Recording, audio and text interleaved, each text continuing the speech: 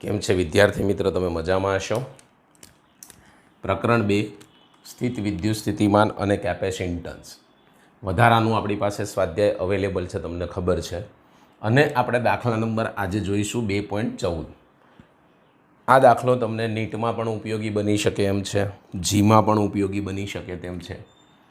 તો જોઈએ પહેલાં રકમ શું કહે છે. 1.5 માઇક્રોકુલમ અને 2.5 માઇક્રોકુલમ વિદ્યુતભાર ધરાવતા બે નાના ગોળાઓ એકબીજાથી 30 સેન્ટીમીટર અંતરે રહેલા છે. બે નાના ગોળાને એકબીજાથી કેટલા અંતરે રાખેલા છે? 30 સેન્ટીમીટર અંતરે. નીચેના સ્થાનોએ સ્થિતિમાન અને વિદ્યુત ક્ષેત્ર શોધો. એટલે આપણને વિદ્યુત સ્થિતિમાન અને વિદ્યુત ક્ષેત્ર શોધવાનું કહે છે. ફર્સ્ટ, બે વિદ્યુત ભારોને જોડતી રેખાના મધ્ય બિંદુએ, એટલે આપણે બે રેખાને બંને જોડી દેવાના, એના મધ્ય બિંદુ પાસે તમારે શું શોધવાનું કહે છે? સ્થિતિમાન અને વિદ્યુત ક્ષેત્ર, એટલે કે પોટેન્શિયલ ડિફરન્સ અને વિદ્યુત ક્ષેત્ર, આ બંને શોધવાનું કહે છે. બી, આ રેખાના મધ્ય બિંદુમાંથી પસાર થતી રેખાને લંબ સમતલમાં મધ્ય બિંદુથી 10 સેન્ટીમીટર અંતરે આવેલા બિંદુએ પણ સ્થિતિમાન અને વિદ્યુત ક્ષેત્ર શોધવાનું છે. તો ફર્સ્ટ આપણે દોરીશું આકૃતિ. તો આકૃતિ શું કહે છે? તો પહેલાં બે ગોળા લેવાનું કહે છે નાના. તો સમજો, અહીંયા હું જગ્યા રાખીશ કારણ કે મારે આને આગળ બીજો પાર્ટ 2 શોધવો છે. તો અહીંયા ધારો કે આપણે સૌ પ્રથમ એક ગોળો અહીંયા લીધો એ. અહીંથી સીધી રેખા લઈ લેવાની, અહીંથી સીધું જ આપણે દોરીશું.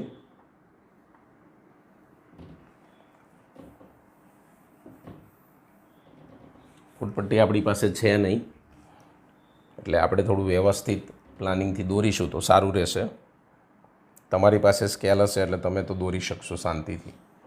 ચાલો, ઓકે, આનું નામ આપી દો.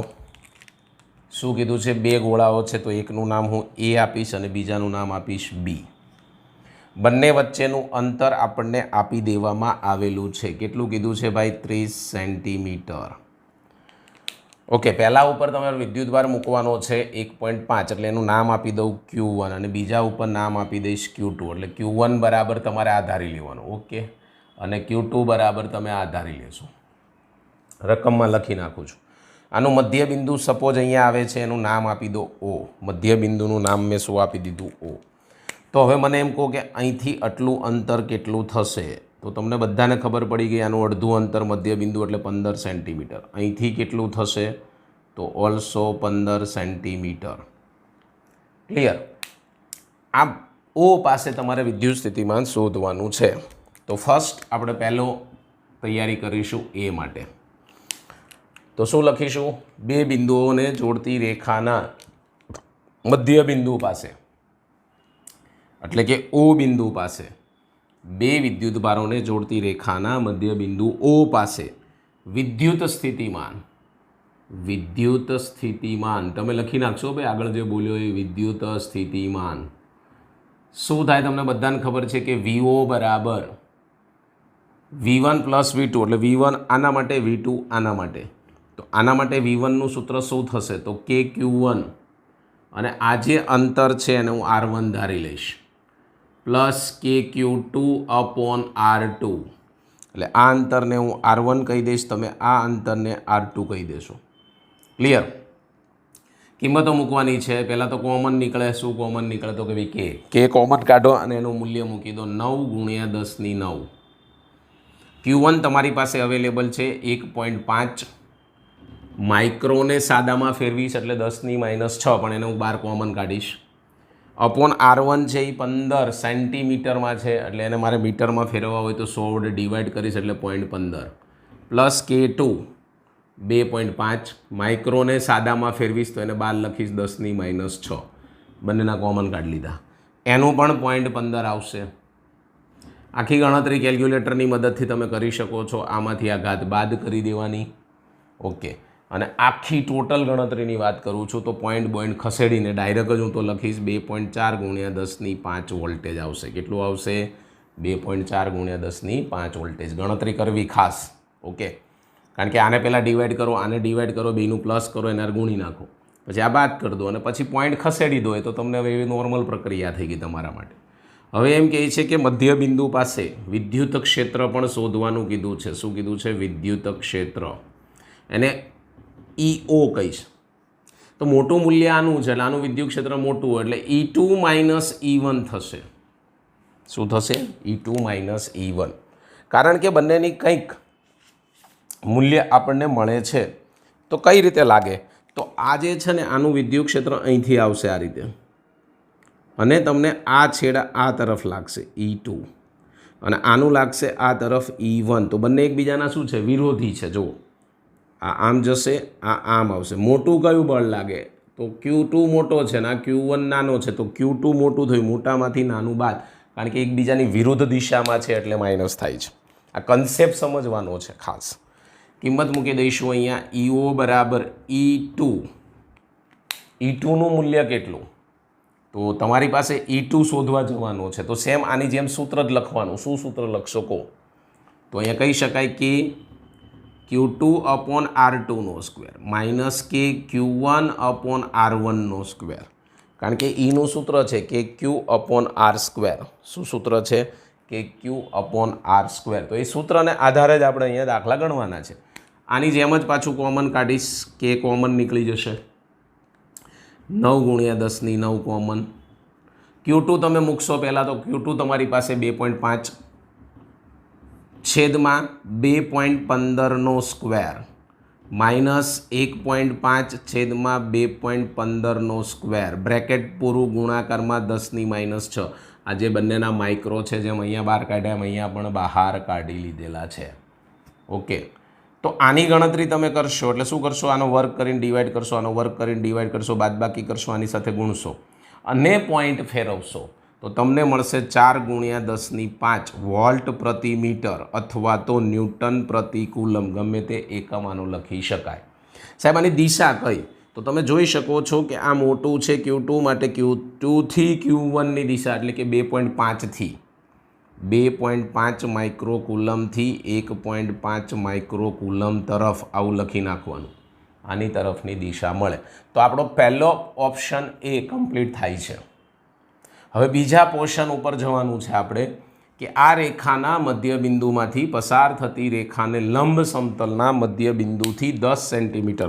તમારી પાસે અહીંયા આકૃતિ મેં એટલે દોરી રાખી છે. આમાં મારે હવે થોડો વધારો કરવાનો એડિશનલ. આટલું ખાલી આમાં દોરવાનું. આ મધ્યબિંદુ છે. મધ્યબિંદુથી 10 સેન્ટીમીટર અંતરે, મધ્યબિંદુથી 10 સેન્ટીમીટર અંતરે માટે હું આને વાય અક્ષ કહી શકું. અક્ષારે કોઈ લેવા દેવા નથી. આને વાય કહેવાય, આને એક્સ કહેવાય. ઓકે, બહુ ત્રાસી દોરાઈ ગઈ છે. સીધી કરીએ. ચાલો, કેટલા સેન્ટીમીટર કીધું છે આપણને? 10 સેન્ટીમીટર. બિંદુ P લઈશું. ધારો કે મેં બિંદુ P અહીંયા લીધું. ધીસ કોલ્ડ ફોર P બિંદુ. સમજો ખાસ. હવે P બિંદુ તમે લીધું તો કેટલા અંતરે લીધું? તો અહીંયા લખી શકાય 10 સેન્ટીમીટર અંતરે P બિંદુ લીધું. તો પહેલાં તો Q1ના કારણે P ઉપર વિદ્યુત ક્ષેત્ર લાગશે કે વિદ્યુત સ્થિતિમાન લાગશે એટલે આને હું કહી દઈશ E1. એવી જ રીતે Q2ના કારણે લાગશે તો હું અહીંથી આ રીતે Q2 લઈશ. સોરી, થોડુંક ત્રાસું ગયું છે. આ Q2 ના કારણે E2 લાગશે. Q2ના આ કાઢ નાખું છું, અત્યારે જરૂર નથી એટલા માટે. ઓકે, શું થયું ફરથી? Q1 થી E2, Q2 થી E1, E2 બે બળ લાગ્યા આપણને. બે બળ નહીં પણ બે વિદ્યુત ક્ષેત્ર. ચલો બી પાર્ટ ઉપર જવું છે તો એટલું કાઢી નાખશું, આપણે રફ કરી નાખશું. ખાસ સમજવાનું છે વિદ્યાર્થી મિત્ર પાર્ટ બી. હવે શું થશે? તો આ તમે આખી પ્રોસેસમાં E1, E2 લીધા, આનું પરિણામી ક્યાં આવશે સર? તો આ બંને જે છે એનું પરિણામી ક્યાંક અહીંયા વચ્ચે મને મળશે આ રીતે પરિણામી, જેને E કહી દો. અને એને તમે આગળ લંબાવશો એટલે એ તમને ક્યાંક આ બિંદુએ મળશે.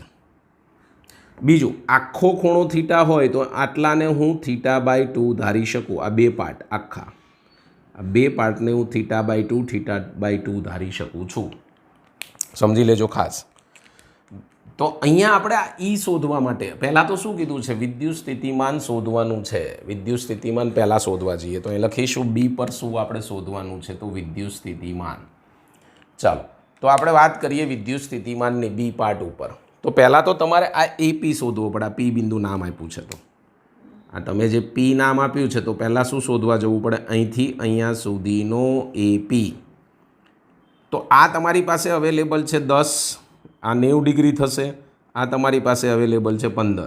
તો તમને એપી મળી જશે. સેમ એવો જ તમને અહીંયા શું મળશે? પીબી અથવા બીપી. ઓકે, તો બેને આપણે પહેલાં સાથે લખી નાખીશું. તો અહીંયા લખી શકાય એપી બરાબર બીપી બરાબર શું થશે? તો તમે કહી શકો છો કે અંડર રૂટમાં વર્ગમૂળમાં પાયથાગોરસનો પ્રમેય, કર્ણનો વર્ગ બાકીની બે બાજુના વર્ગના સરવાળા જેટલો હોય. તો અંડર રૂટમાં 15નો સ્ક્વેર પ્લસ 10નો સ્ક્વેર. તો શું લખી શકાય? 15નો સ્ક્વેર પ્લસ 10નો સ્ક્વેર એટલે નિયર અબાઉટ 225 પ્લસ 100. તો નિયર અબાઉટ 325. આનું વર્ગમૂળ કાઢવા જાઓ એટલે નિયર અબાઉટ 18 સેન્ટીમીટર મળે. એટલે મને એપી અને બીપી અથવા પીબી ગમે તે લખાય. ભાઈ તમને જે ઈચ્છા પડે તે અહીંયા લખી શકો છો. તમને મૂલ્ય ફર્સ્ટ જે જોઈતું હતું એ મળી ગયું 18 સેન્ટીમીટર. 18 સેન્ટીમીટર બે સેમ જ હોય કારણ કે મધ્ય બિંદુથી રેખા ગઈ છે. પતી ગયું. હવે તમને પી બિંદુ આગળ. આ પી બિંદુએ વિદ્યુત સ્થિતિમાન વી ફાઇન્ડ કરવાનો છે, શોધવાનો છે. તો અહીંયા લખીશું વીપી બિંદુ કહી દઈશું. તો વીપી બરાબર આગળ શીખવાડ્યું તે જ પ્રમાણે શું લખશો કે Q1. તમને ખબર છે આ Q1થી કેટલું અંતર છે? 18 અથવા એપી. તો લખાય એપી પ્લસ કે Q2 upon BP. VP is equal to કિંમતો મૂકી દો. ચલો, કે કોમન નીકળી જશે. એનું મૂલ્ય આવશે 9 ગુણ્યા 10⁹. Q1 તમે મૂકશો તમારી પાસે અવેલેબલ છે 1.5 છેદમાં 18 એટલે 0.18 કારણ કે આને મારે મીટરમાં લાવવા પડે. પ્લસ 2.5 છેદમાં 0.18 અને બંનેની ઘાત કોમન કાઢી 10⁻6. બંનેના ગુણાકારમાં આ વસ્તુ આવે છે. ચલો ભાઈ, આની ગણતરી કરશો તો આનું મૂલ્ય કેટલું આવશે એ ખાસ નોંધ લેવાની છે. તો આનું મૂલ્ય આવશે 2 ગુણ્યા 10⁵ વોલ્ટેજ. કેટલું આવે છે? 2 ગુણ્યા 10⁵ વોલ્ટેજ. તો પહેલો જવાબ આવી ગયો. બીજા જવાબ માટે આપણે આગળ વધીશું. તો બીજા જવાબ માટે શું થાય છે ખબર છે? અહીંયા એક પ્રોબ્લેમ ઊભો થાય છે. શું? તો કે ભાઈ તમે અહીંયા કહી શકો છો કે E1 અને E2 એની બેની વચ્ચેનો ખૂણો, કારણ કે તમારે પરિણામી શોધવાનું છે. આ ખૂણો કોની વચ્ચે? E1 અને E2 વચ્ચેનો ખૂણો. તો તમે આટલો અંતર θ/2 ધાર્યું, આટલું અંતર θ/2 ધાર્યું. તો આખું શું થઈ જાય? થીટા. તો હું એને આખાને થીટા કહી શકું. તો મારે ફાઇન્ડ ઓફ પહેલાં થીટા શોધવા જવું પડે. શું શોધવા જવું પડે? થીટા. બીજું મારે E1 પણ શોધવો પડશે, E2 પણ શોધવો પડશે. કારણ કે પી બિંદુ પાસે પરિણામી ચુંબકીય ક્ષેત્રનું સૂત્ર બિંદુ પી પાસે વિદ્યુત ક્ષેત્ર EP બરાબર સૂત્ર છે આપણી પાસે. EP બરાબર તમે કદાચ ભણ્યા છો આગળના 11મા ધોરણની અંદર. E1નો સ્ક્વેર પ્લસ E2નો square plus 2E1 E2 cos theta. આવું કંઈક સૂત્ર આપણે વાપરવું પડે આની અંદર. તો તમારે પહેલાં ફાઇન્ડ કરવાનો E1 E2 અને થીટાની અંદર કિંમત મૂકો એટલે જવાબ મળે. તો પહેલાં આપણે E1 માટે આગળ વધીશું. ફર્સ્ટ હું તમને અહીંયા સમજાવીશ E1 માટે. તો ફર્સ્ટ આપણે E1 બરાબર સૂત્ર શું લખીશું? કે સૂત્ર યાદ કરો, Q1 અપોન એપીનો સ્ક્વેર. તમારી પાસે જે તમે લીધું હોય એપી તો એ લેવાનો, એનો સ્ક્વેર. કિંમતો મૂકી દઈએ અહીંયા. સમજી લેજો, ખાસ મૂલ્ય શોધવાના છે. તો E1 બરાબર કેની મૂલ્ય 9 ગુણ્યા 10⁹. ક્યુનું મૂલ્ય તમારી પાસે 1.5 અને માઇક્રોને સાદામાં ફેરવો એટલે 10⁻6 અને એપી 0.18નો સ્ક્વેર. આપણી પાસે 18 આવ્યા છે તો 0.18નો સ્ક્વેર. તમે આનું ડિવાઇડેશન કરી દેશો, ગણતરી કરી નાખશો એટલે નિયર અબાઉટ મૂલ્ય તમને આઈ થિંક મળશે 0.42 ગુણ્યા 10⁶ વોલ્ટ પ્રતિ મીટર.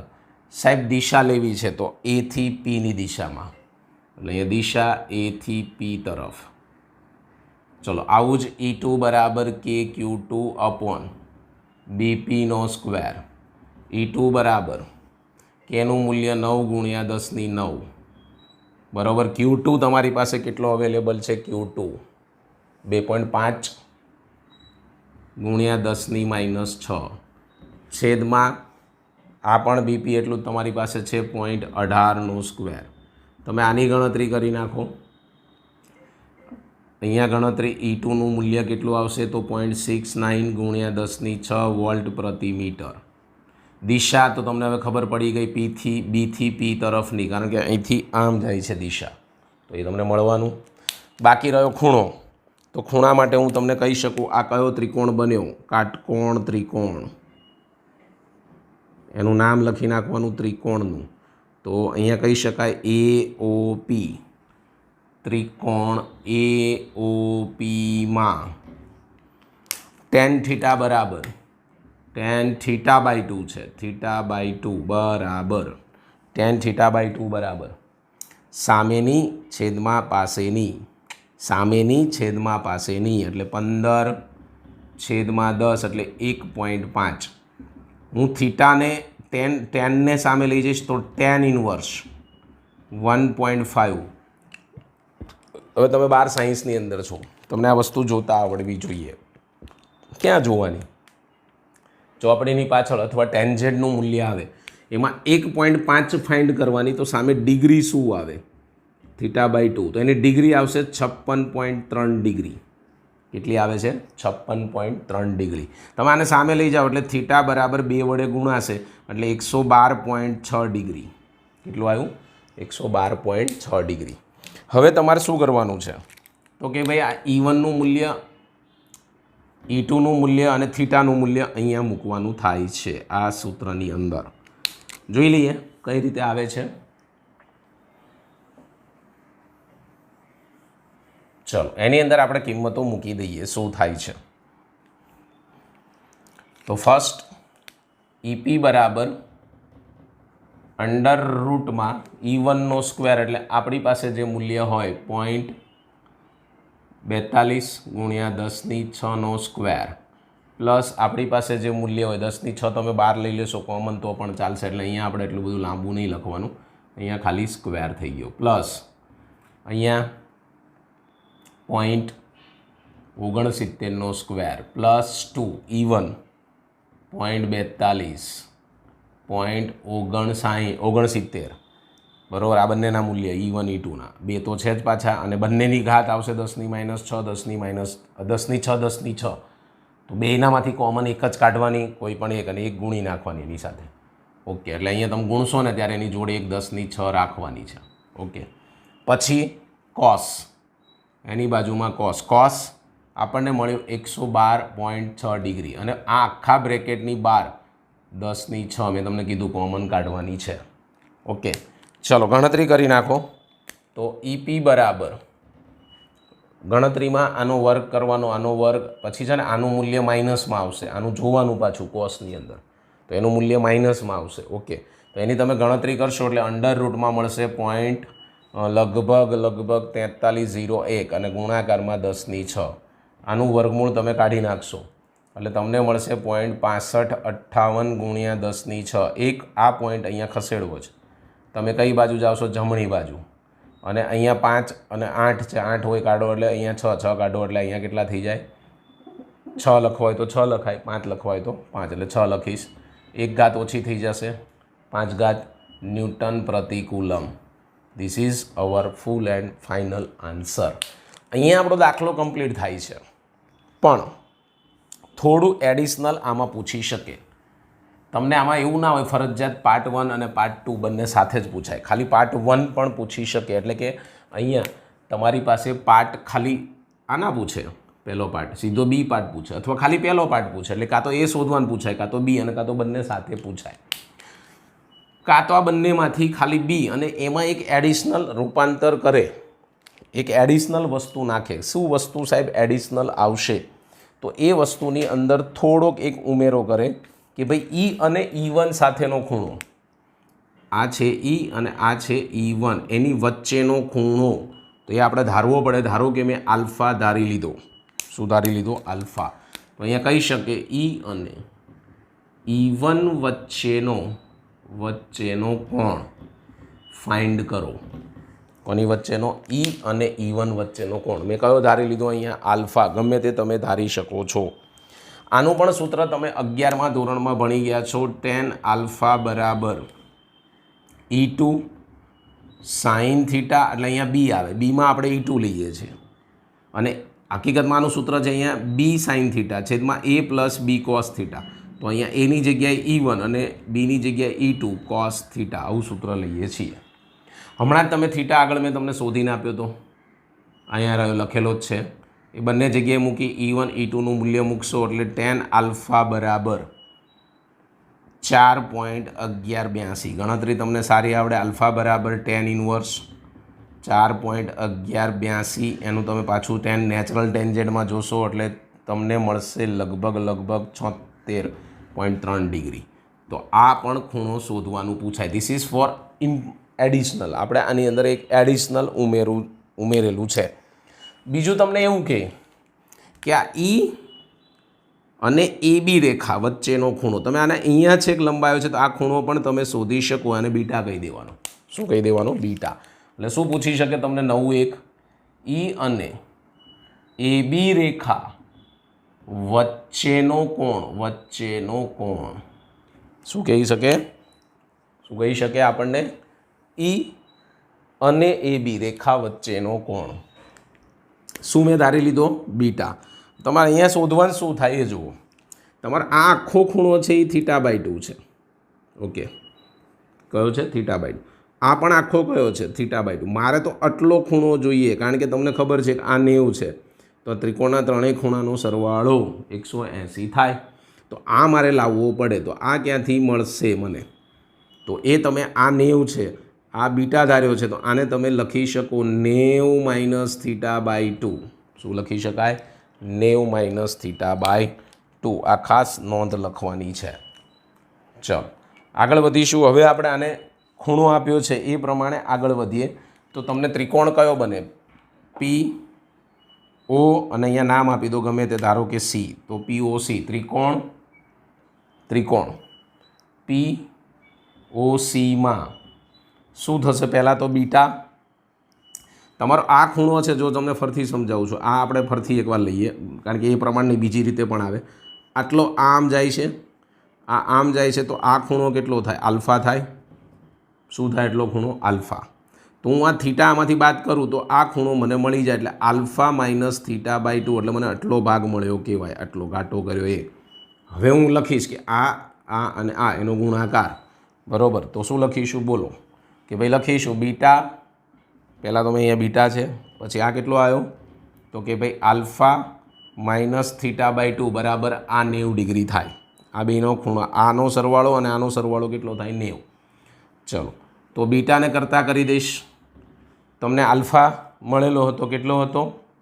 એ મૂકી દેવાનો. આલ્ફા મૂકવો હોય તો તમારે, અથવા એને સામે લઈ જાઓ. ચલો ભાઈ, મારે બીટા શોધવાનો છે તો 90. આ માઇનસ સામે જશે તો પ્લસ અને આ પ્લસ સામે જશે તો માઇનસ. બીટા બરાબર 90 પ્લસ થીટાનું મૂલ્ય તમને શોધ્યું હતું 112.6 ડિગ્રી બાય 2 અને θ/2 પણ ઓલરેડી મેળવેલો હતો તો θ/2 જ મૂકો 56.3 ડિગ્રી. આલ્ફા તમને મળેલો છે 76.3 ડિગ્રી. નિયર અબાઉટ હું જે મૂલ્ય લખું છું એ નિયર અબાઉટ આવશે 70 ડિગ્રી. તો આવી રીતે તમને પૂછી શકે આ બે ઓપ્શન કે E એટલે કે પરિણામી વિદ્યુત ક્ષેત્ર અને E1 વચ્ચેનો ખૂણો, પછી E અને જે રેખા તમે નીચે લીધી છે એની વચ્ચેનો ખૂણો. આ બે પાર્ટ એડિશનલ મેં ઉમેર્યા છે. આપણો અહીંયા દાખલો તો પૂરો થઈ ગયો હતો પણ આ બે ભાગ વધારાના તમને અંદર ઉમેરી અને પૂછી શકે છે.